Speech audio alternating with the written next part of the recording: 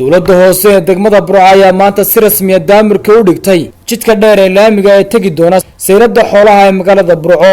dhismaha wadadan ay gacanta ku hayso shirkadda dhismaha Delayta Construction ayaa waxa goobjoog ka ahaa maayir ku-xigeenka magaalada Burco iyo xogayaha dowladda hoose ee Burco xubno ka mid ah xildhibaanada golaha deegaanka Burco. shacabka magaalada Burco ay wadadan faa'iido weyn ugu fadhido ayaa waxa ay si dareen loo soo jiidatay dhismaha wadadan oo ka mid ah ballanqaadida dowladda hoose ay hore ugu ballanqaaday bulshada reer Burco, iyadoo haatan ay gacanta ku hayso dowladda hoose jidad waaweyn oo muhiim ah kuwaas oo ka mid yihiin wadada Hodan Qaylo iyo sidoo kale wadada Xabaalaha Burco.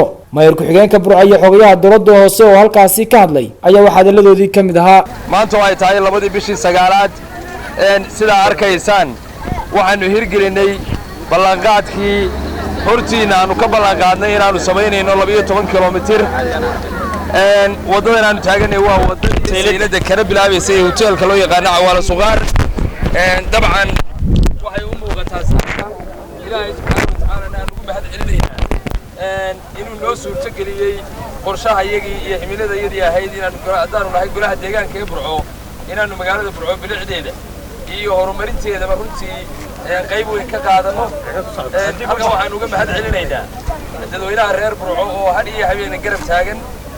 waxaan kaloo halkan uga faa'iideysanayaa uga mahadcelinayaa runtii xukuumadda jamhuuriyadda Soomaaliland oo qayb weyn oo mugle ka qaadatay contribution-ka 12 kilomitir waa ogeedo madaxweynaha jamhuuriyadda dhagax dhigay. waxaan halkan mahad labaad uga celinayaa wasiirka madaxtooyada Xirsi Xaaji Cali Xasan oo fikirka iyo taladiisa mar walbaana garab taagnaa.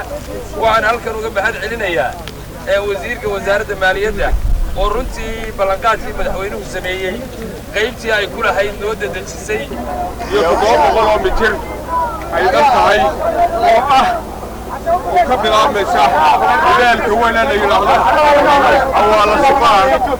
wiilka Cawaala Suqaar la yiraahdo ay ka bilaabmaysa waxay ku dhamaanaysaa Sayladdii weyneed ee Burco. runtii waxay ka mid tahay waxqabadkii ugu ballanqaaday madaxweynaha jamhuuriyadda Soomaaliland mudane Axmed Maxamed Maxamuud Siilaayo oo maanta halkan la taagan yahay lacagta ugu weyna lacagta ku waxaynu ku shaqeynayno uu bixiyay madaxweynaha jamhuuriyadda Soomaaliland. mar labaad waxaan halkan mahadnaq ka siinaynaa wasiirka wasaaradda madaxtooyada mudane Xirsi Cali Xaaji Xasan. dhinaca kale xildhibaanada golaha deegaanka Burco ay ka mid ahaayeen xildhibaan Maxamed Turtur, Shiina Faliir, xildhibaan Axmed Afiire, xildhibaan Rashiid Faarax iyo xildhibaan Kayse Axmed Raagi oo halkaasi ka hadlay ayaa si isku mid ah bulshada ugu baaqay inay ilaashadaan jidadka isla markaasina ay ka qayb qaataan horumarka ka socda magaalada Burco. mas'uulka shirkadda Delayta Construction ayaa ka warbixiyay dhismaha jidkan Sayladda Burco waxaana uu sheegay inay wadadani ku baxayso ilaa lacag dhan $100,000. gudoomiyaasha xaafadaha Maxamed Cali iyo Faarax Omar ayaa sheegay inay ku faraxsan yihiin dhismaha jidadkan horta leh ay dowladda hoose ka bilowday gudaha magaalada Burco, waxaana ay bogaadin iyo hambalyo u direen hoggaanka sare ee dowladda hoose ee degmada Burco. waxaan soo dhaweynaynaa maanta waxqabadka ballaaran ee muujisay dowladda golaha deegaanka degmada Burco oo halkan wadadii ka bilaabay wadadan halbowlaha Sayladda tagta. annagu haddaan nahay gudiyada xaafadaha oo ka wakiila gudiyada magaalada dowladda afarta xaafadood gaar ahaan halka kanaan uu ku taaganay gudoomiyihii Faarax Omar iyo gudoomiyihii Maxamed Xali.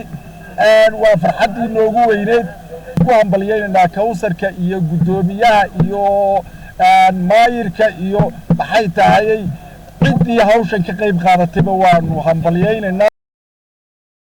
Maxamed Xuseen Ismaaciil Maxamed Mooto, shabakadda caalamiga Burco Online, magaalada Burco.